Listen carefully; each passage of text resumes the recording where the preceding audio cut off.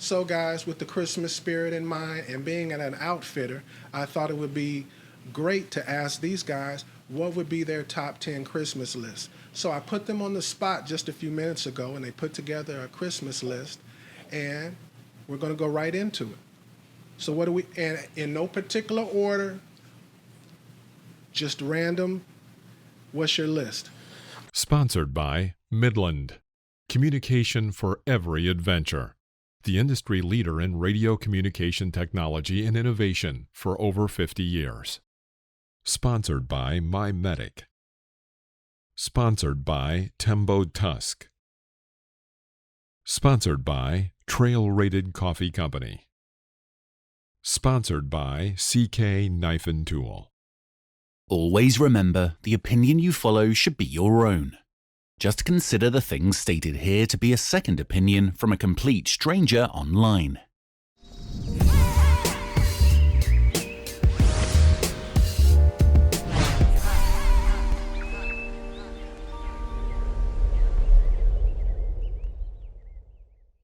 Hi, I'm Phil from Waypoint Overland, and you're listening to Random Waypoints. All right, so here we go. Welcome to another episode of the Random Waypoints podcast. We'll be doing an episode every week, so like, share, and subscribe. Hit the notification bell to make sure you don't miss an episode. This week, we're in Troutdale, Oregon, with Lolo Overland's Josh and Daniel. Welcome to the show, Josh and Daniel. Thank you very much. Thanks for having us. All right, my first question is, you guys tell me where you're from, where you're born and raised.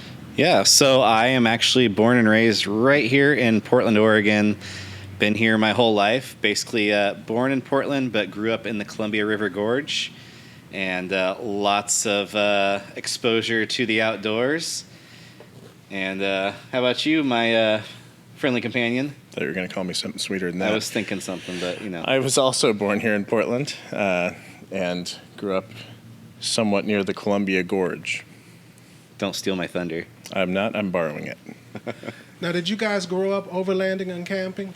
I grew up camping, but Josh is a little more extreme version of me. Yeah, definitely lots of exposure to camping. A lot of my life was spent racing. So I grew up drag racing, spent a lot of time with my dad on the circuit, traveling all around the U.S., spending time at tracks, and just that whole life of kind of being on the road. And so I really had, two sides of my life growing up. I had the nature side with my mom, and I had the traveling, gearhead, race car side with my dad. So made for a perfect combination. Great. Yeah. All right, so let's jump right into it. Tell my audience what you guys do. Absolutely. So basically as Lolo as a whole or us individually? Let's go with Lolo Overland for now. Lolo Overland? Okay. So Lolo Overland really is a full circle overland company. We do everything from full custom builds to a overland showroom with all the gears and supplies you need. We have our Lolo Adventure, which gets people outdoors, gets them exploring. And then we also like to have some fun and create some content ourselves. So it's really the full circle there. All right. Before you jumped into this, what did you do before that? So right before I jumped into this, the last 5 or 6 years of my life had been spent both being a freelance photographer along with helping grow my family's business, which we built. We did a few different things, but we built custom cargo trailers, so car haulers for race cars, which a lot of my background is. And then just because of my own drive, we really got into the adventure and camping side of custom trailers. And so I helped build that brand, and along the way I saw what overlanding was doing and just had to jump in. Okay, so what was the segue in? Was there some commonality in industry? How did you transition into overlanding? There's absolutely some common things that happen there. Just the businesses side by side run very similar. We have custom builds going. We had parts and accessories. That side went hand in hand. With the overland side, it was very much similar as far as the process goes. It was just a whole new line of products and a little bit more a little bit more consultation with our clients on what their purpose was with the vehicle build, same as we would do with a custom trailer build. It just seemed to be a little bit more in depth on the overland side. I also think the overlanding side is just a little bit more Josh in general. It is, yes. So you're the marketing man. Yes, sir. Tell us about Lolo Adventures. In brief, what should someone expect dealing with you guys? Well, with the adventures, you should expect to get outside and have a lot of fun and then come home with some prizes, really, because Lolo Adventure is an outdoor treasure hunt, to sum it up, where folks will go out and basically geocache for little capsules that have big prizes in them. So, yeah, it's been really fun. We just finished our first season up this fall, and we're getting ready to launch season 2 in the winter. Yeah. I mean, really our goal with Lolo Adventure was dealing with COVID and seeing what was happening in our community and society with people being limited to what they could do and depression and mental health issues. And we just wanted to give something back to the community to get people outside, get them out adventuring in a safe way, and this just seemed to be the perfect avenue for that. So I want to tell my audience the reason why this interview came about was basically we followed each other on Instagram, but I saw the events that you guys were having at the store. And not only did I see them, but even before the events actually would happen, I'd have other friends that I know through social media that, hey, Phil, are you going? And somehow, some way, I was always doing something else. So I haven't been able to go to one, but I've been wanting to go to one. Yeah. So the next best thing was to come in on an off day and interview you guys. Absolutely. I like that, yeah. Glad you did. So talk about the store events, because they're like really exciting. Matter of fact, I just saw on YouTube you even had some out-of-towners come in and visit you guys. Talk about that. Yeah. Oh, we just had Down the Mob here, which I know you know very What's up, well. Down the Phil Mob, is baby? a great guy over there. We love him. So we opened this store right when COVID hit. And so we put all this work and energy in. We were ready for a grand opening, and then COVID hit. All the restrictions came, and we couldn't do anything. Our hands were tied. We could not celebrate or even really have a gathering at our place. So we kind of just let it roll and waited until the times were right where we could have an event. And our first event was, I believe, was it June or July? Ooh, Time I'm is not just good a with those blur things. lately. Yeah. But this summer we had our first basic grand opening, which was a year later. And we like to have fun, so we had live music out here. We had beer flowing, free beer, free food, and just wanted to have a good time. And it was a great time. We had a big turnout, lots of cool rigs, some great giveaways, and we loved that energy so much we had to do it again. So we released Lolo Adventure, and what a better way, or what not a better way to kick it off than an event at our place here again. Yeah. And we were a little bit worried with the weather. It was November here. It was raining. And we threw out some fire pits, got the beer flowing again, got live music. And again, we had a great turnout, great positivity, just great community. We had a blast. And that's what we're trying to bring to the Overland community, is just that brotherhood, that feeling of just enjoying life and getting to know new people, new experiences, and not always so much focused on sales or the business or this and that. Just all joining together and coming together on the same common thing. It's about fun, really, man. That's why we run the business how we do, and why the business is what it is, and why we're gravitated towards it. Because, realistically, getting out there and adventuring is about fun, Yep. So that really falls in line with who we are. I have a personal question for both of you guys. Sure. Yeah. It just popped up in my head, and it's really bothering me. I think we have a very strong overlanding community in the Pacific Northwest. Absolutely.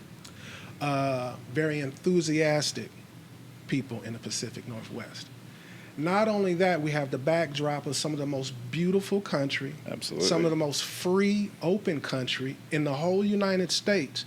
Yet, when I go through social media, when I talk to people about their bucket lists, I'm not hearing Oregon, I'm not hearing Northern California, I'm not hearing Washington, I'm not hearing Idaho. From your side of the coin, why do you think that is? That's a very good question. I totally get where you're coming from on that. We're like highly underrated. So often you hear like Moab or Baja or the Rubicon Trail, which is kind of Northern California, but you hear a lot of those things. I feel like the Northwest has always been a bit over or underrated for everything, sports and all that stuff. Just aside, but not to interrupt. But I just think so. I honestly don't have a good answer for that. It's always confused me, and I'm not quite sure why. Definitely in overlanding, everything west of the Rockies is really a lot of uncharted terrain, a lot of open terrain that's available to the public. I think that's kind of cool though, because since it hasn't been so hyped up, that there is still a lot of unknown to explore for folks, and that's another thing the adventure does is kind of, and at least this last season, because it was local to Oregon. For the most part, and so that gets them out into some places they might not know, and get some exposure on that too. Yeah, absolutely. It's very interesting. We were just talking about this earlier. We've been waiting for a long time for some sort of big expo to come to the Northwest. We've only had a few small events, and always been very confused why that is. Why is Arizona a big hub for the events? Yeah, that's a good question that I don't think I have the answer to. I think your answer was good though. Okay. So nice work. Thank you. So you kind of brought it up. Let's get into the Pacific Northwest event. Yeah. Overland Expo has announced a new event in the Pacific Northwest. It's exciting for Did sure. you hear where it was going to actually be at? It's going to be just outside of Bend at the Deschutes County Fairgrounds. Okay. Yeah. And for those of you listening, if you're not familiar with the Bend area, it's a recreational paradise. Yes.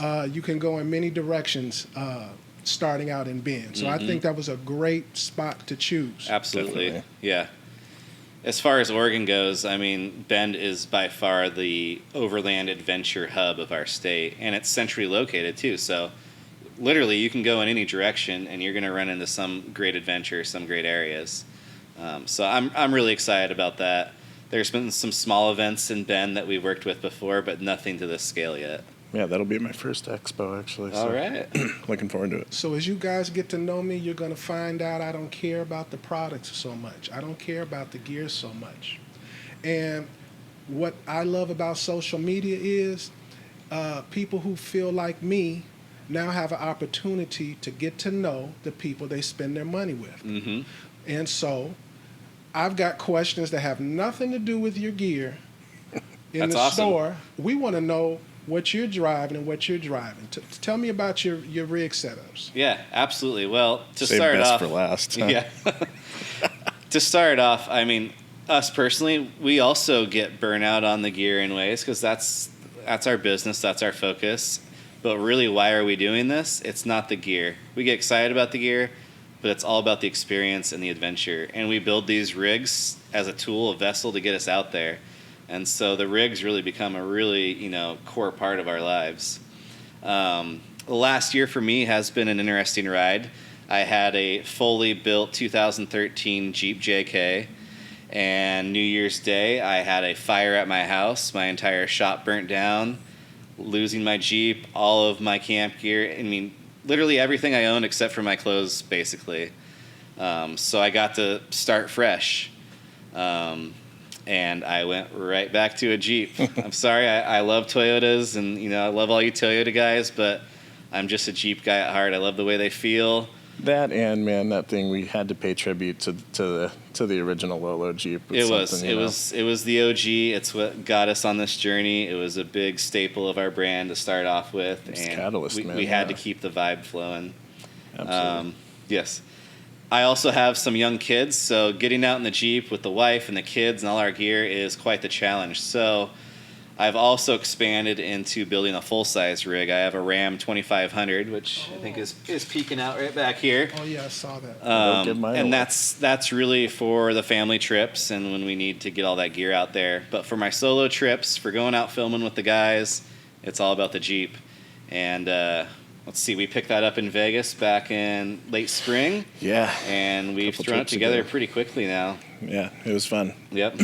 I'll leave a link for both of the videos, the one about his burnt Jeep and the one where they actually went out to Las Vegas and bought the new Jeep. That was a fun trip for sure. So what about your rig? Me, all right. Yeah, you got a little story I about don't know your if you year folks too. can see it, but 1983 Chevy G20 Century Motor Coach Edition. Oh yeah. So, yeah, that thing is very pimp. It's got brown and white polka dot seats, captain's chairs, and a table. The couch that turns into a bed. Lots of ashtrays. Pretty much looks like a casino and an airplane had a baby. Well, we're going to definitely have to do a rig walk around of that one day. Absolutely. And so, yeah, I have an interesting story on how I ended up in that old sub. I had a Econoline van because I'm always, I've always been a van guy. So I had an Econoline van that we'd done some stuff to. We were getting there on it, and that had been stolen basically on my birthday this last year. So Hold up. okay, How many times was it stolen last year? it was stolen twice. Twice. We found it one time, brought it back, and started building it up again. First time wasn't too bad. No. The second time, You had a lot into it the second she was time. done. Yeah. I had a lot. They took a lot, and basically, I was left with a little check to go get that guy from the insurance. So. But tell us, really, what's on your radar right now for a vehicle? Because the van is just a side little fun piece. What's Oh, really on your man, radar? I've been toying with Because the you're in a idea. debate right now. I am. I've been toying with the idea of getting a Defender. And do we have access to one? We have access to one, and I've been putting it off for long enough. I'm getting close to making my final decision on that. But that is absolutely my favorite rig. So yeah, Old school Defender is and definitely '89. Yep. Yeah, it is for sure. So either that, or I've also thought about going new on getting something nice and new I don't have to tinker with because, I like old cars and they're really fun, but I don't know if I like to They take a have little to bit cold more start them love. every morning and figure out which light's working today. So, but yeah. I have another question off topic. How did you guys pick this location? For my viewers, you're right next to the gorge. Yep. It's a beautiful drive here. I didn't take the highway. I went through Packwood and through Rainier, and That's a good That's route. the way to come. you can take a beautiful drive here, and it's in a beautiful location. Yep. Did you just luck up on this, or? Not necessarily. I'm definitely a person that tends to flock towards the mountains and the outskirts.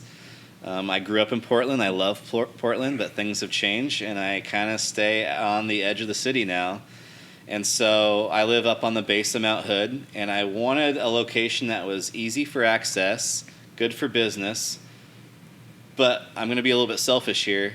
It needed to be somewhere where my environment was something that was healthy for me, and I just could not be deep in the Portland. So basically, we're the last stop before you are in the gorge out of the city. There's no more exits after this. It's called the Gateway to the Gorge. It is the gateway of the gorge, is what Troutdale's known for. And another funny backstory is, let's see, back in 2006, we were in the building next door to here. Me and my father started a company where we were doing car wholesale. So we were selling custom cars to dealers, very unique cars, muscle cars, GTOs, Corvettes, things like that. And we started right next door. And so I already kind of had like this spot in my heart where I knew this complex. I knew, it was a good quality place to do business, but also I knew it was very quick access to get me out of the city, and I could take all back roads into the office, which was probably the most important thing to me. And so that's how we landed here. And believe it or not, after being here for a year, we outgrew the space, and so we've leased the space next to us, and now we're hunting for more and more square footage as we grow. So we'll see where the next road takes us here, but for now we're going to be down here in Troutdale. Probably won't see us going too far into the city, otherwise we'll be going further into the gorge. So, gentlemen, I would like to ask a question. There are a lot of people getting into the outfitting business. Mm-hmm. Why go to an outfitter versus just your regular Joe Blow mechanic? What are the advantages? Am I getting something more? Am I getting something less? Absolutely. There's several dynamics to that. I think, first off is going to be product knowledge, products geared towards what your goals are. And my guys over next door in the showroom, one guy had lived in a Subaru for a year and a half. He really, learned the ins and outs of living on the road. My other main sales guy in there has been heavily involved in the Overland community for, I think, 4 to 5 years now. And so what they can provide is a big value to people is basically helping curate and guide people on their build. Overlanding can be so overwhelming, especially if you own a Jeep or a Tacoma or a 4Runner. You do a Google search and you're just going to be overwhelmed with how many different options there are. And a lot of my guys have gone through those options, trial and error, and they can really help people get the right products for what they're trying to do and guide them in that direction. Yeah, I'd say it's mainly just product knowledge and experience of the industry and the lifestyle. So someone just getting into overlanding, or maybe not specifically overlanding, but getting out, vehicle-based exploration of some sort. What would be some universal advice that you would give to a newbie? I just bought a new stock Jeep, a new stock TRD or whatever, and I don't want to wait. I want to get out quick. What's a couple of things I should do or maybe invest in right off the bat so I can get out immediately? Absolutely. That's a good question. And to start off, one of the first things I tell people, like you just said, is get out there. That's the most important thing. Just go. And so if you just want to get out there, you want to experience and figure out what you really need to do this, I say you got to start off with the important safety items. Those crucial items that maybe you get stuck in the snow or you have a breakdown and you're not going to have a total mental breakdown. You have some insurance there to get you out. So, things like a satellite communication device, anything in communications really, first aid kits, extra food, water, all those really important safety things. And then after that, I would dive into probably recovery gear, some simple recovery kits to get you out of a situation. A lot of people aren't educated yet to understand self-recovery either. So it really is a battle. Like, how far do you dive in before you get all the gear you need?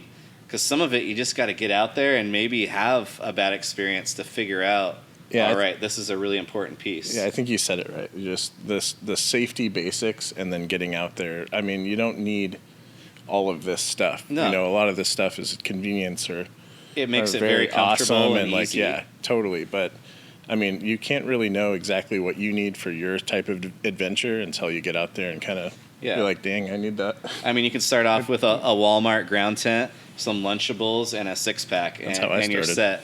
But just make sure you have those safety essentials. And do a 12-pack because, let's be honest.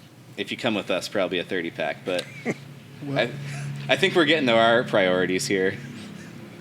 Well, each person's experience is different. I often get that question asked of me. Yeah.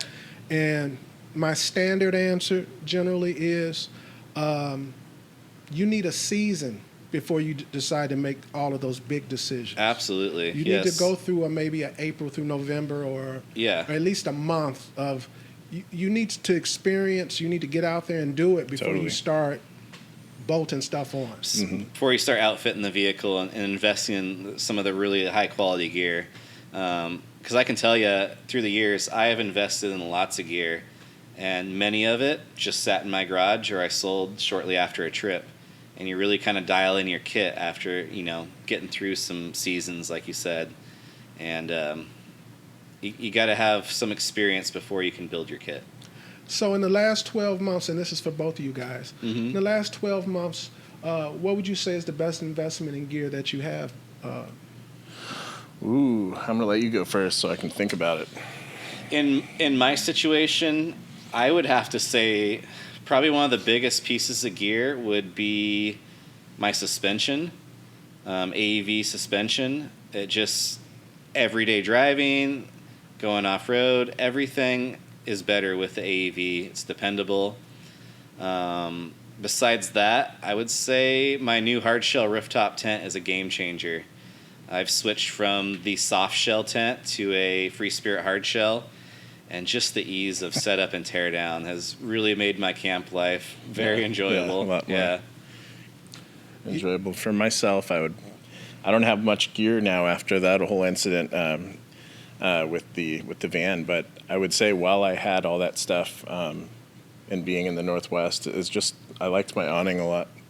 The awning, the coverage it provided, and Awnings are great here in the Northwest. It's good for sun or the rain. So Yep. I always loved hanging out under the awning, and so it's not imperative to have, but it's definitely nice. Yeah, living here in the Pacific Northwest, there are a lot of things on our list I think that are unique to our area. Like people always laugh when they see I always have a saw with me. Well, living here, I never hit the trails without a saw. Oh, yeah. Because you never know, you go in, a rainstorm, and on the way back, trees are everywhere. Absolutely. Yeah, that's definitely a piece of the Chainsaw kit. is always in the rig. Well, I get made fun of soon as I drive out of this area. And what do you need a chainsaw for? I mean, like, I need a chainsaw. Yeah, I've been in some situations where I am glad I had it. So, what's your best as far as landscapes? Like, are you guys mountain and forest guys, sand and beach, Moab, rock? What's your favorite landscapes for travel? I think my go-to, I am, at my core, I am a mountain guy. I'm a snowboarder. I love being in the mountains. But being here in Oregon, I'd have to say the high desert is probably my favorite out of everything. If I'm going to go on a big trip, I think the first thing that pops to mind, though, is Moab. I mean, Moab is such a special place. Such fun wheeling, beautiful terrain. But at my core, it's the mountains or the Oregon high desert, definitely. I'm a coastal kid. I knew you were going to say that. I love the beach, man. I mean, I do, of course, love the forest and the mountains. That's a very, very close second, but I've always had something for the coast. I'm a mountain guy. I'm a forest guy, but I love it all. I would never want to have to choose. Right. Yeah, exactly. And that's the beauty of being where we're at. It's like we don't really have to choose, you know. We just go one direction and there's that. 2 hours that way, we're at the coast. 2 hours that way, we're in the high desert. An hour from here, we're in the mountains. I mean, it's just whatever you want, you have access to very quickly. Yeah, that's usually the big mind shift for people who come from the East Coast to the West Coast is BLM land. They just totally can't grasp the idea of that. The amount of forest land that we have, the amount of free spaces that we have. We are very fortunate here in the West. Totally. Yes, we are. Yeah, it's a complete different world on the East Coast. It's very congested, and there's some small little sections where you can get out, but it's not like here where you can disappear for years. Right. And still not touch everything. Right. Yeah. Definitely. Yeah. And it's a shame that when I talk to people, they only think of the coast. Yeah. When they think there's like a whole nother 80% of these states that you're missing out on. Totally, yeah. Yep. So everybody who knows me knows I like to talk food and alcohol. So that's what we're going to food and alcohol. Okay. So, and this is again for both of you guys. All right.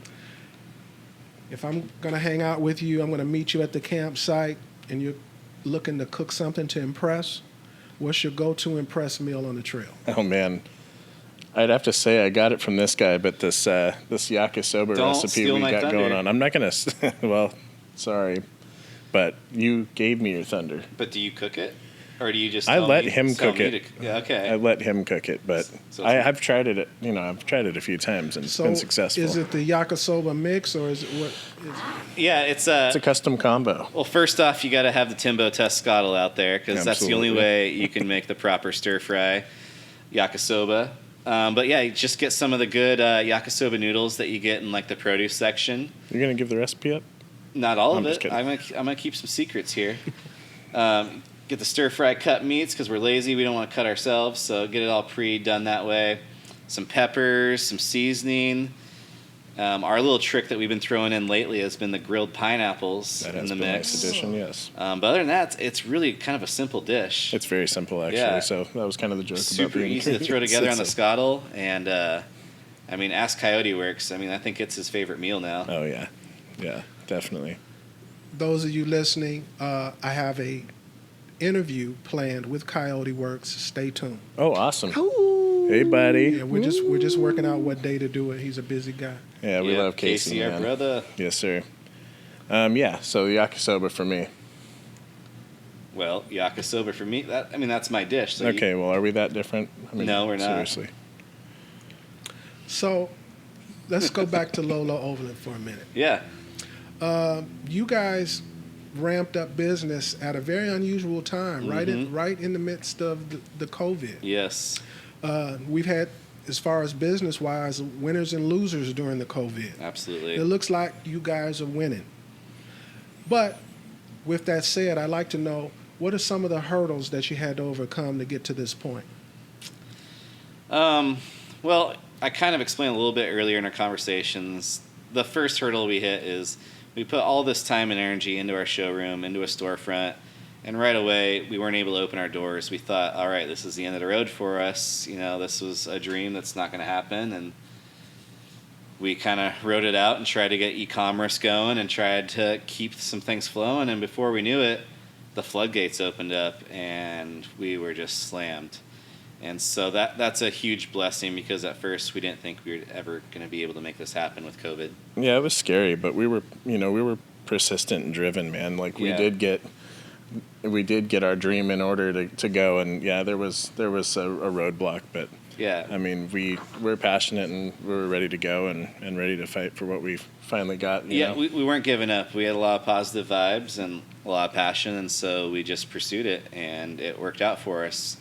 Since then, I mean, business has really changed since the pandemic. And I'd have to say the biggest hurdle for us is the supply chain, absolutely. 100%. We all understand, like, products are hard to get. There's a long wait time. I think the hardest thing has been ordering something with a estimated lead time, and then that lead time just keeps getting pushed and pushed and pushed. And we're the middleman, so we're dealing with the manufacturers. We're frustrated. Then we're going back to our customers who are frustrated. And, you know, they sometimes want to take that frustration out on us, which is totally fine. I get that.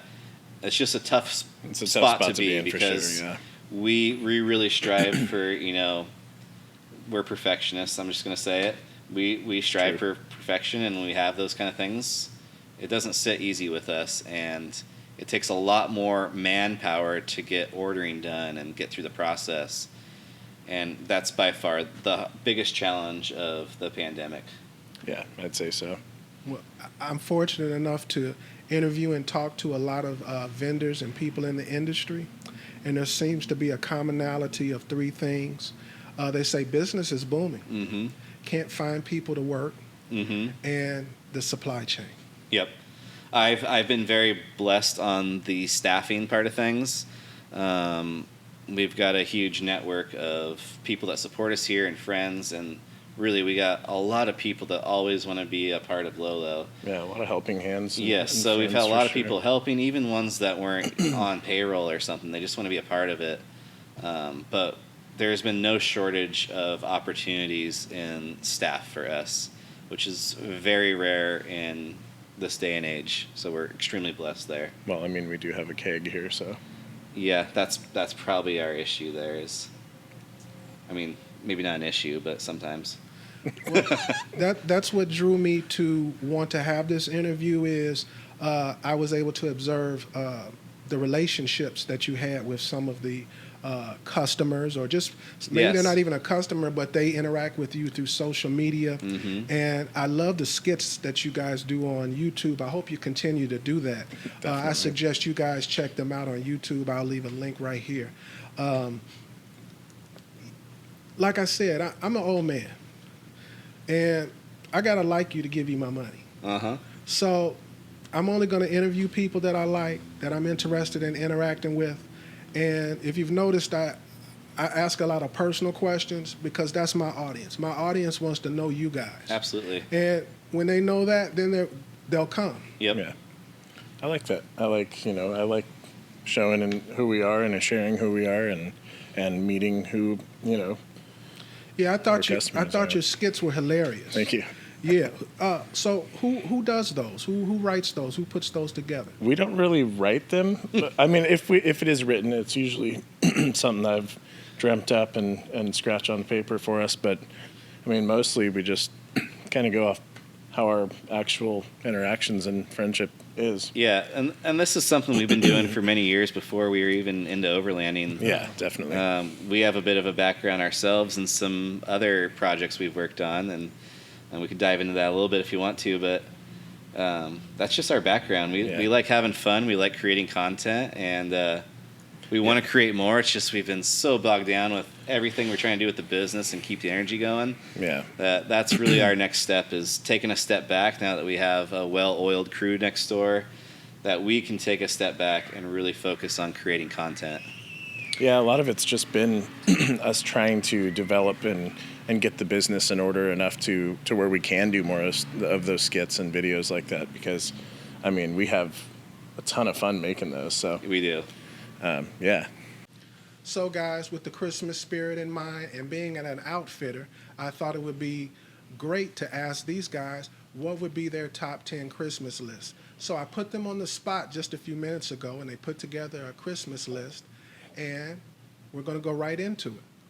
So what do we, and in no particular order, just random, what's your list? All right, so what we've come up with, number one, In no particular order. order. Okay, I'm sorry, I won't say the number, but you know you are. Timbo Tusk. Timbo Tusk, what's up, Jerry? What's up, Jerry? Now, I have my reasons, but why do we have this on the list? Well, Yakisoba for one. I'll let him take it from there. Yeah, I mean, you got to give it up to the Yakisoba. But, man, what an awesome piece of gear. I know there's a lot of jokes about the Timbo Tusk, like, you can't be a real overlander unless you got a Scottle and all this stuff. But, I mean, once you own one, come on. There's no going back. They pack up super small, compact, super easy to use. You can basically do almost any dish on it. Yakisoba. You don't need a table to put it on. It's got its own freestanding legs. I mean, there's just so much about it that makes cooking in camp so simplistic. And fun. And it's very fun, yeah. And let's face it, a lot of us go camping just so we can cook outside. And there's no more enjoyable experience than the Scottle. Second that. Well, I have a couple of reasons. One is I don't have any work to do. I just clean everything off. I eat out of it. I use it as a dish. But more importantly to me, it induces me to cook healthy. Yeah. Because generally, what do? You vegetables and a protein. Yep. So it kind of induces you to cook healthy. So that's a thing for me. Yep, not just the usual hot dogs. Right. Right. And I've seen some very creative things made with it. Absolutely. It's also a good one-piece solution. Yep. It totally cuts out having to buy a good set of pots and pans. You can cook everything right there on the Scottle. Mm-hmm. The second reason is they're a sponsor of the podcast. What's happening, Hey, Jerry. And not just that, it's also a social part to the Scottle, in my opinion. Oh, yeah, Mhm, for sure. totally. I didn't think about that side of And it. You can be cooking on a Scottle, and people will just walk up. What is that? Absolutely, They want to yeah. talk to you, Mhm. and if they already know what it is, they just want to know what you're cooking. It always starts something social. It does, So yes. that's one of the things I never hear about, but I think it's That's a big one. That's a great Yeah. point. And an added bonus: if you got a Scottle, people think you're a great overlander. That's true. It's major overland street cred, so gotta give it up for the Scottles. I just learned how to cook popcorn on mine. Should be called trail Oh cred. yeah, popcorn is great. Yeah. It's quick and easy. Hmm. It has kind of that kettle corn taste almost a little bit. I love that. Yeah, I'm hungry now. I know. What do we have next? Next, I'm just going to randomize because the numbers don't matter here. Let's do the Ready Light. It's a staple. That's funny you said that, because as he was talking about like people coming up to you and conversation starters, I can't tell you how many times I've been somewhere or been in camp and random people just walking to my campsite and like, what is that you have there? And so if you guys aren't familiar, the Free Spirit Ready Light is basically a panel light, much like you'd see in a studio set or like a video set. Looks very similar, like you see behind us, maybe not. But it's got a solar panel built into it, so it charges by the sun during the day. I have never plugged mine into the wall. It just charges every morning in camp. And then it's got removable little pods that come off, so you can stick them all around your camp. They're great for little flashlights, and you can also charge devices off of it, and packs up into a nice little case. That's probably my first piece of gear I pull out every time in camp, and something I've been using for close to 6 years now, and extremely impressed with it. One of my favorites for sure. And we do have a video of the Ready Light for folks. Yeah, they just came out with the new Gen 2 Ready Light, which has an amber setting, a more adjustable tripod, which is very cool. Yeah, the upgrades they made are awesome. I actually have one that's close to 6 years old, and I live up at the base of Mount Hood where it's wet and cold and snowy all the time, and I left it out for a whole year just to see what happened to it. Hopefully Casey from Free Spirit's not listening because I just turned in a warranty on it. I'm just kidding. But I left it out all year, and still that thing is rocking, and that's a huge testament on a good quality piece of electronic gear. Yeah. So, yeah, the Ready Light, that is a good one. I agree with the Ready Light. I have one myself, and it's actually really waterproof. Yes. I purchased so many things that say waterproof that end up not being waterproof. Right. Yep. Living here, you need guarantees of it being waterproof. Mm-hmm. And at the end of the night, I just leave it out. It's raining, it's snowing. Yep. I have no issues.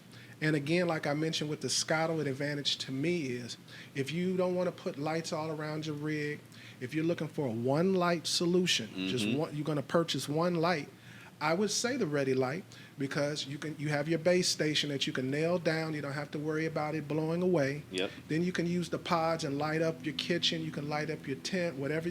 It's a total light solution. It is. So I think that's a great one on our list. It's also a decent piece of like small emergency gear, just because you can charge, say your phone dies and you've got no way to plug it in and you've got no excess power port. You've got I can't tell you how many times I've you used can that charge home right off even. off the little solar panel on it. So somewhat pretty, And the solar works really well because I would be really in trouble if I had to plug it in because Yeah. I'm not sure where my plug is. I'm the same way. I think I lost the cord years Yeah. ago. What do we have next? Next, let's go for the Ukiah Tailgater. The Ukiah, that is a brand new product we just picked up in the last, 4 or 5 weeks? Yeah, new buddies. They are local to us here in Portland. They're actually, 5 minutes down the road from us. And what the Ukiah is, it's basically a portable fire pit. They make several options of them. Our favorite one has a built-in stereo system. The flame goes to the beat, so you can really get that overland street cred. They've got a cast iron cooktop that adds onto it, which makes it pretty close to a Scottle, but not quite the same. Well, yeah, the cooktop's cool too because you can flip it. It's a flat top cook, Yep. and then you got a grill on the other side. Yeah. So that's pretty nice. And so we're super excited about those. I grabbed one for myself. I've been using that at home all the time. And I've got one at home too. what? I've got You one took at home. one from Yeah, I took inventory? one. Yeah. It's a green one. It's nice. No speakers though, so I kept it light on you. Yeah. But yeah, they're they start at $199, I think. Yeah, so that's a great deal. And the cooktops are like $80, so Yep. very affordable system. And we just add those up to the website, camplolo.com. You guys are going to have to show me that after the show. Yeah, I got one hiding right here next to you. Oh, okay. That's what I it is. did Yeah, see yeah. that. I love those. Yep. Yep, we'll show you the cooktop and all that. They're great. Okay. What do we have next? Let's go for the WeBoost.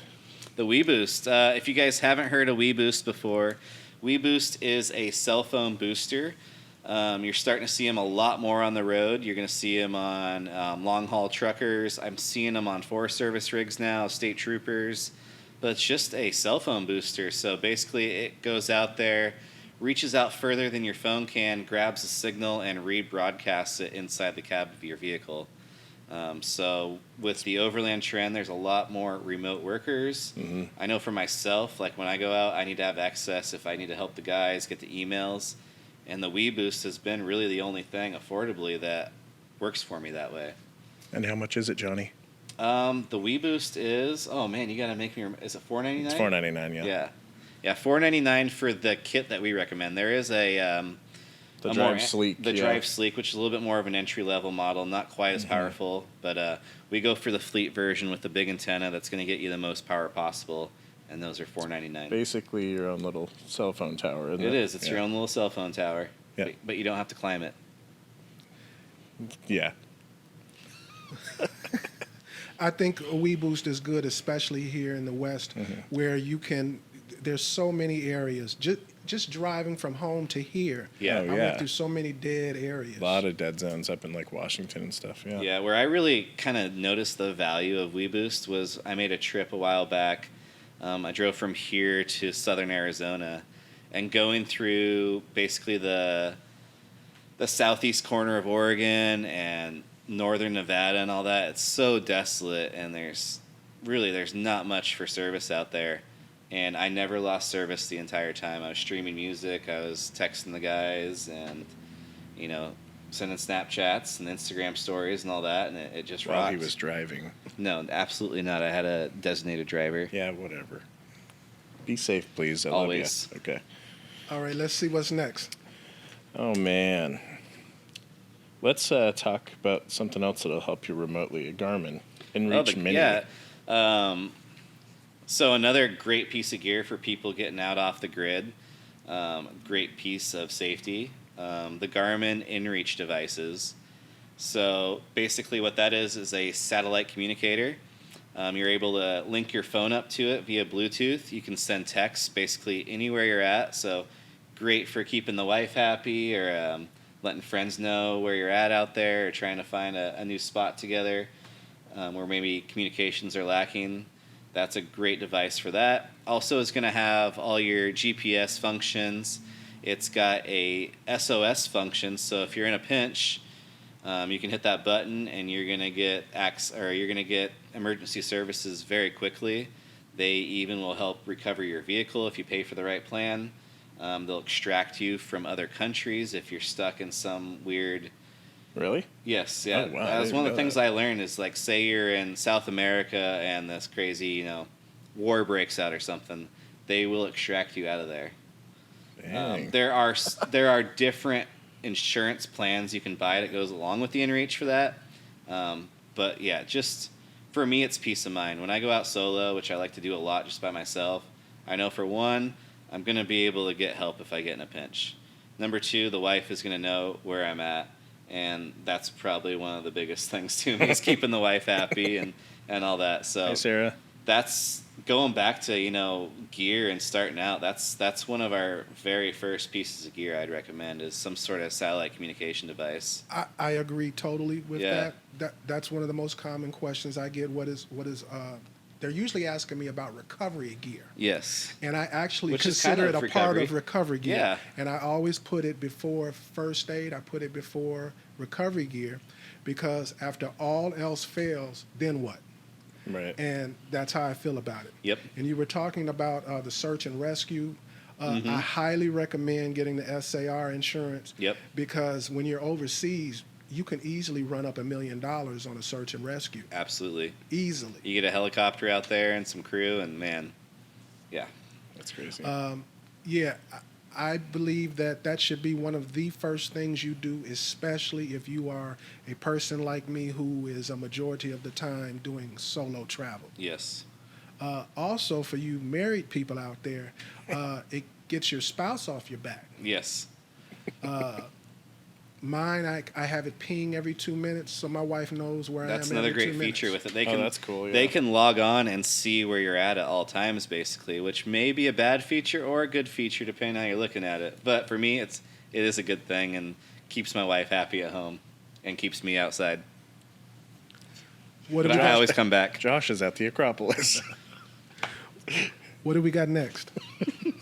Let's see here. You mentioned recovery, that being a piece of recovery. So let's dial back a little bit into the recovery, and we'll go with MaxTrax, a classic. Oh, the OG Max Tracks. Yeah, of I mean, course. come on. Can you be an overlander without a Scottle and a set of Max Tracks? Nope. I think not. But really, I've gone through a lot of different traction boards.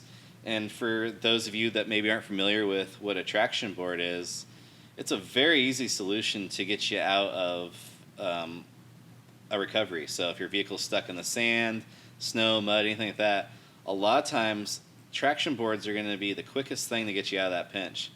Or say you're out in the sand or somewhere where you can't get a winch line hooked up easy, then again, that's going to get you out super quick and easy. So I've tried many different brands, and a lot of people say, oh, they're all just like plastic with, whatever traction device. There's a huge difference in quality when it comes to traction boards. Even some of the higher end traction boards of other companies I've seen fail multiple times. There is nothing that stands up like MaxTrax. Literally, That's why it's the OG for sure. it is the OG. They stand behind their product with a lifetime warranty. I think we had, in all our years, I've been selling MaxTrax for close to 5 years now, and I've had one return. And not even a return, it was a warranty replacement. They did break a board, which I have never seen before, and MaxTrax instantly took care of it. So that's one of my go-to first pieces of gear when I start outfitting a rig is a set of MaxTrax. And I kind of want to defend MaxTrax Yeah, because there's a lot of people attacking them now. absolutely. And yeah, they're expensive, Yes. but it's kind of like a lot of other things that you spend a little more money. Maybe you could have found something just as good for a lot less, but I know this one works. Yeah, Right. it's a big piece of mind. That's where I'm at. I have MaxTrax. Shout out to Matt. I have MaxTrax, and I have had other traction boards that did well, but I was always worried whether or not they are going to do well. I'm Yep. never worried about what's going to happen with the MaxTrax. They've got the compound down, whatever it is that they're using, and it works. It's a reason that throughout the world you will see rigs with MaxTrax on them. Right. If they weren't as good as they say they are, we would have heard about it a long time ago. Absolutely. ago. Yep.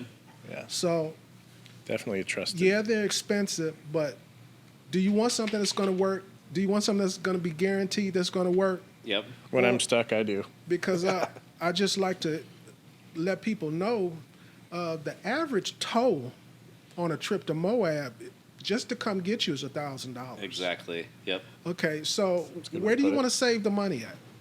Exactly. That is the point I was just about to bring up is, you look at the value of what it gives you compared to like a tow bill or, calling for some sort of recovery. It's massive. Or just And being stuck somewhere for 8 hours. I'd pay Yeah. pay the price of I- MaxTrax 3 times to just be able to get out in 10 minutes. I hear the comment a lot like $300 for a couple pieces of plastic. That's just ridiculous. Well, it is highly engineered plastic, and their plastic is unlike anyone else's I've ever seen. But it's hard for me to listen to those kind of comments from people in the overlanding community. I mean, I've literally had a person leaning on a vehicle with like $50,000 worth of upgrades on it, and they're ragging about $300 boards. Right. Yeah. So for most people I hear it from, I really don't want to hear it from you. You Yeah. know what I mean? If you've been out there and you've been in that situation, you know. You've got $1,500 lights. Yeah. Totally. Yep. It's about experience, really. I mean, if you've got out there and you've been stuck and you've used side traction boards, you're going to see the value. What do we got next? Let's do some of my favorite, the X-Talkers by Midland. The X-Talkers, yeah, that's a good, affordable option. Basically, the X-Talkers from Midland are a two-way handheld radio. And I think those ones have a range of close to 40 miles, which I'm always a little bit skeptical about, like, handhelds and what they say for range. But, man, I have been impressed with those I've X-Talkers. tested them pretty. We use them a lot for when we're doing trips and productions, and I don't really think we've ever had an issue with them. No. I even remember a time recently where we were all out mountain biking, and just for fun, we were all talking on the radios, and one of my guys was on an X-Talker, and we drove separate directions. I went around a mountain pass, he went through the gorge, and we kept talking for a good like 30, 40 minutes, which was far beyond what they claim, for the reach. Now, of course, there's differences with that, with dense forest and things like that, but for the money, what are those, $89? Yeah, I mean, You really Can't go can't get wrong. much better for communications than the X-Talkers. And I'll go a step further. I carry those. Matter Yeah. of fact, I carry 4. Mm-hmm. And I have the little base station with the controls on Yep. the mic. That's what I'm using when I'm in the vehicle. Yep. But you still need the handhelds. You do. If you're going to, for a spot, Yep. If somebody goes and does some reconnaissance and you want to talk back. Yep. And a big one for me, I travel all across the country, and during that travel, I meet people. People invite me to different stuff, and we want to be on the same page. If they don't have a radio, if we don't have a common radio, Yep. I just hand them a handheld, there you go. and we go. That's one of my favorite features. You get with someone that's like, I just have a CB or I just have a ham. Well, here you go. Everyone can be on the same channel. They're easy to toss around. Yeah, we do that Right. for like our events and cleanups too. Even like Yep. we're just like, even people don't have radios, we'll toss them one of those and we'll be able to communicate with them. It makes it real easy. And us Jeep guys, we deal with noise. Mm-hmm. So we need the clearest voice that we can hear. Absolutely. And a CB is just a waste of money for me. It is. I need you to repeat it 3 or 4 times. Yeah. With the GMRS, it's just crisp, clear. It is. Yep.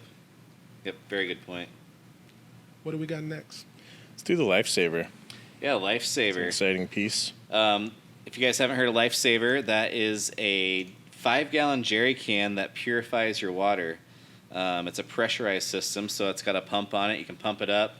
It's got a hose kit you can tap on there, so you can use it, just like your normal little faucet at home. And How do you know? What? How do you know the faucet at my house is little? I don't. Oh. Yeah, that's one of my favorite features is that it pressurizes. I mean, Yeah. I know it's nice that it saves your life and stuff. You can scoop water out of a river. Yeah, we did the math Sure, on the filter on it. It's got a filter that filters 99.17 nines. Yeah, that's a nines. Percent of bacteria, viruses, coronavirus it filters. But it will last one person if you do the average for, 1 gallon of water a day. You need basically to survive is a good option. It will do 99 years for one person, Yeah. 1 gallon of water a day. And that's pretty big. So you can replace the filter, but you might not need to. Yeah. It's a spendy piece of gear, but for me, I saw a value far more than overlanding. I saw it for my family, and we were going when we signed up with Lifesaver. It was during the coronavirus. I saw it was happening in the convenience stores and grocery Yeah. stores and everything. Just Yeah, I not much consider it access to a bottled good water. piece of and- emergency gear for sure. And I knew with that, okay, whatever happens, I know we have this piece of gear. We can go down to the creek or the river, and we're gonna have water every day. And as far as the price, I mean, you can't really put it to that, but it just like the Max Trex, it's a really well developed Yeah, and important. it's piece right that- there at the same price point as Max Trex Yeah. too. It's right at 300. Very soon, I'll be purchasing one. Are you guys familiar with the Epic Family Road Trip? Absolutely, I've heard yeah. of it, Like those guys a lot. Yeah, they're the people who sold me on it. Uh-huh.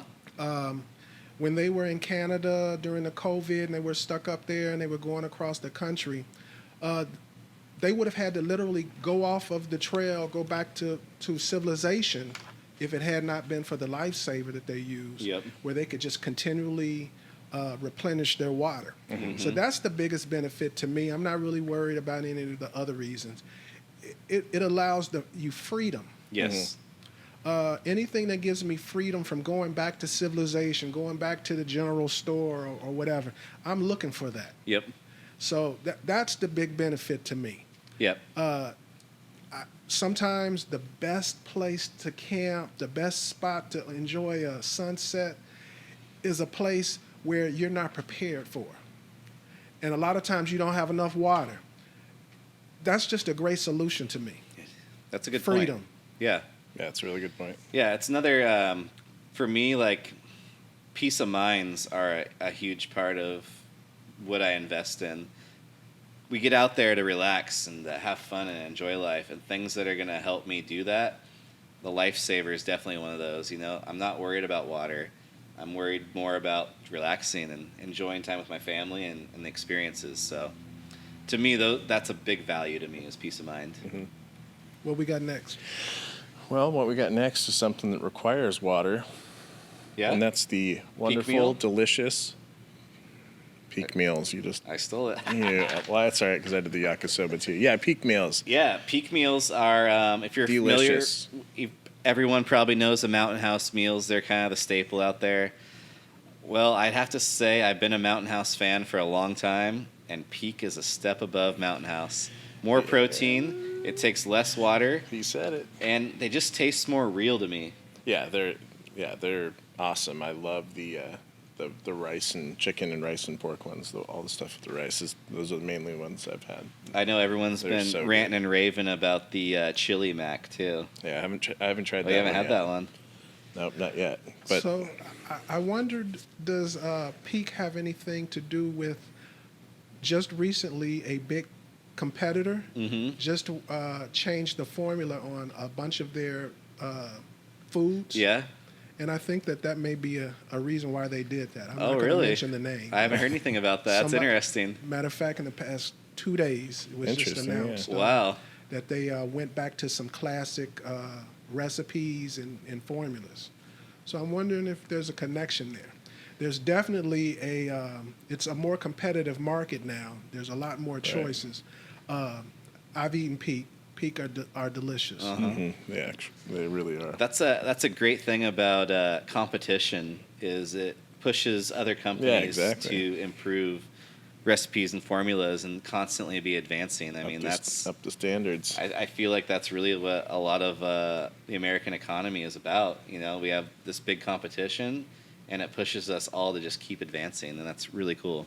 Yeah, it helps with the preparedness and stuff too. Peaks, they're good emergency piece. Another as well. peace of mind Yeah. thing, you know, is Peace of mind meals. I always have a few of those in the rig somewhere. So if like even if we're out on a shoot and we don't have time to go yeah.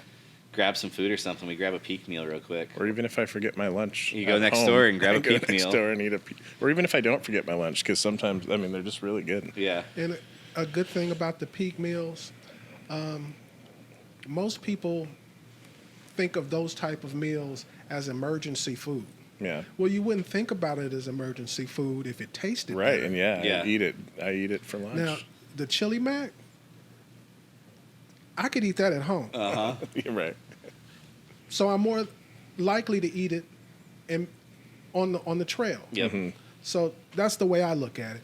It's Yeah. not emergency food, but It's not an MRE. Yeah. Yeah. I don't mean it is emergency food, really. I just mean that it could be Yep. if you need it to be. But yeah, I eat it for lunch too, and they're delicious. And they are also a sponsor of the Lolo Adventure, so I would like to give an extra shout out to Peak Refuel because they've been a great supporter of us in our adventure. So thank you all.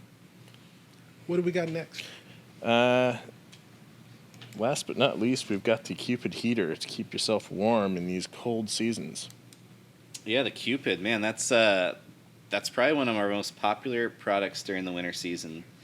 So if you guys haven't seen the Cupid heater, it is a small, compact butane heater, and butane is 20% more efficient than propane.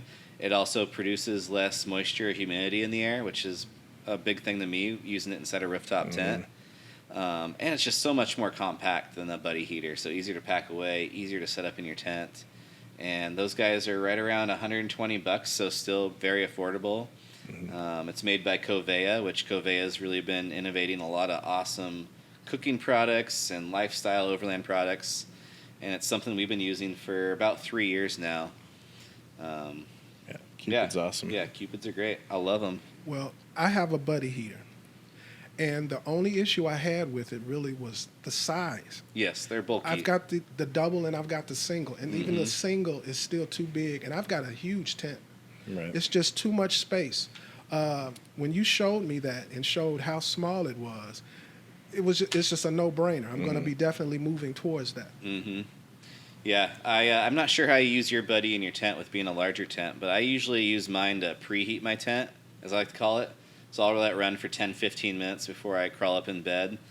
And, man, with the Free Spirit tents, too, with their insulation, Yeah. most of the time I don't crank that thing back on till the morning.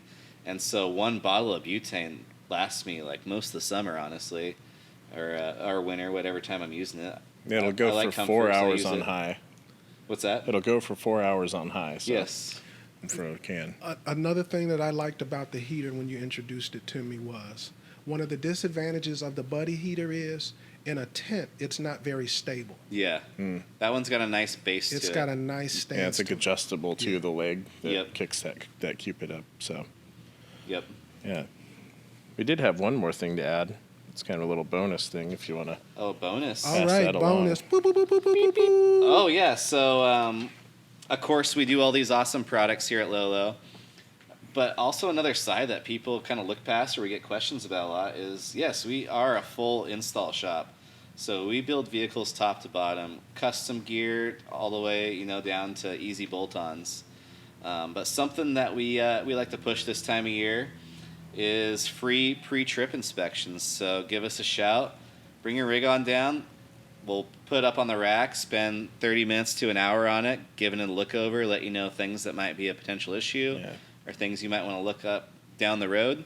And just another good peace of mind safety come piece. get a little checkup. Yep.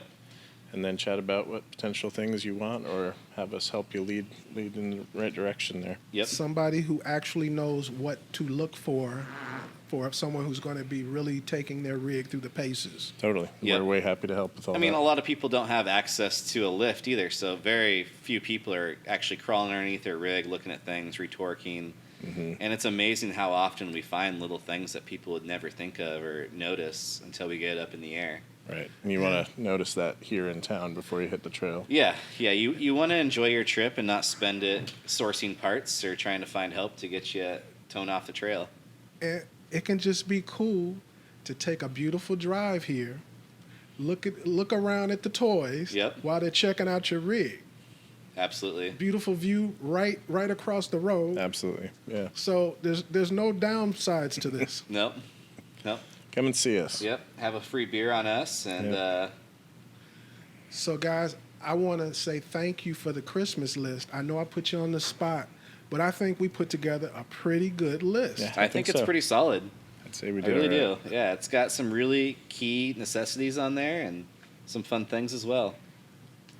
So we're going to ask a few more questions about you guys, and then we're going to roll out of here. Sweet. All right. So what I would like to know is, what's your favorite kind of trail? For me, my favorite kind of trail is an unknown trail to start with. Well, that's a really good answer. I like that. For me, it's all about experiencing new places. I get so jazzed when I'm in a new spot and seeing new terrain. It's just, there's some sort of special energy when you find a new spot and you get excited about it. And so that's definitely a drive of mine. But man, you just can't go wrong with driving down a mountain forest road and getting lost out there in the maze of Forest Service roads. And even if it's a spot you've been to many times, it's just that release of getting out there. Yeah, I'd say for me, my favorite type of trail is trail mix. I like Checks or Costco, just Kirkland? no classic, just raisins, M&Ms, or if they're Kirkland, I don't think they're actually M&Ms, right? All right. Chocolate. Yeah. I'm into new candies, experiences, yeah. and the peanuts, and salted trail mix. So my favorite kind of trail is any kind of trail with switchbacks, Oh, yeah. Ooh, yeah. because every switchback is a different view. Yep. That's kind of like a trail mix too, isn't it? It is a trail mix. I'm sorry. So I like just getting you get a new view each time. Yeah, and you're Different- climbing elevation or you're Right. going down elevation and the terrain changes every switchback. Yeah, that's a great point. What do you have on your bucket list for a trail or adventure? Baja. We've been talking about Baja since we opened. It's we're going. It's happening. When? This year. End of It's summer, documented. 2022. Lolo Cruise going to Baja. It's happening. Is yours Baja too? I'd have to say Baja. Yeah, I've heard enough about it from this guy and been excited and eager to go. So Yeah. he said it and we're going. So yeah. Why Baja? Baja, just from what I've watched, from everything I've looked into, I've spent some time in Mexico, a little bit in the Baja Peninsula. It's just, there's something magical about the Baja Peninsula, and you hear that from everyone that goes down there. And then to me, it's just like, it's a little bit of the Wild West. It's still like uncharted a little bit. I'm a huge off-road racing fan, so you got, the Baja 1500 Legacy going down there. And then just seeing the beaches and the coastlines and the remote trails. The people in Baja are really awesome. The food. I just think it's a really well-rounded total experience. I agree. I'm in Yes. it for the beach and the food. And the trail mix. And Mexican trail mix. Is that really a thing? I don't Mexican think trail so. mix? It's got little pieces of churros in it. Yeah, it's just that little cinnamon guys mixed in. That could be a. We're gonna make that. You might so- not know about it. Yeah. Yes, it already exists. Lolo makes it. Don't try it. Lolo mix it. So, regardless of whether it's a good investment or not, what's your favorite update to your rig or upgrade to your rig? I'll go first. Okay. Do you have any on your rig yet? I just got new windshield wiper blades. Oh, congrats. Remember, I don't have anything yet. I got How about the your old van? What was your favorite piece on that? That's probably the awning, wasn't it? Yeah, The Rome awning. Yeah. Yeah. That's the reason I went there is because one of my favorite. I mentioned suspension earlier, but just my favorite, like just enjoyment and personal piece would have to be my 270 awning on my Jeep. I've got the new Thing's Free sweet. Spirit 270, and opens up in 30 seconds, and you've got great coverage. Just a sweet place to hang out. So. Yeah. But if I Nice. want to be, a real gearhead here, I'd have to say my my blow off valve makes me feel a little bit like Vin Diesel in the Fast and the Furious, and so that makes me feel pretty special. Yeah. That was a good I do have a impression of it, turbo. too. Well, guys, I want to thank you for being so gracious to me today. I want to thank you for spending this time with me and giving me an interview. It was an honor to spend this time with you. How does anyone find you on social media? Well, you can get at us on Instagram, Lolo_Overland, or same for YouTube as well, or just at our website, camplolo.com. Yep. All right, everybody. Thank you. I just wanted to say thank you for coming down and interviewing us and Oh, no, it was have my us on honor. your podcast. Yeah, it's a lot of fun. It's always good to talk with others that are into the same things and excited about adventure like we are. So really enjoyed it. Thank you. Now I'm going to talk to my audience for just a moment. You guys already know what I'm going to say. Stay safe, tread lightly, and hopefully I'll see you here or on the trail soon.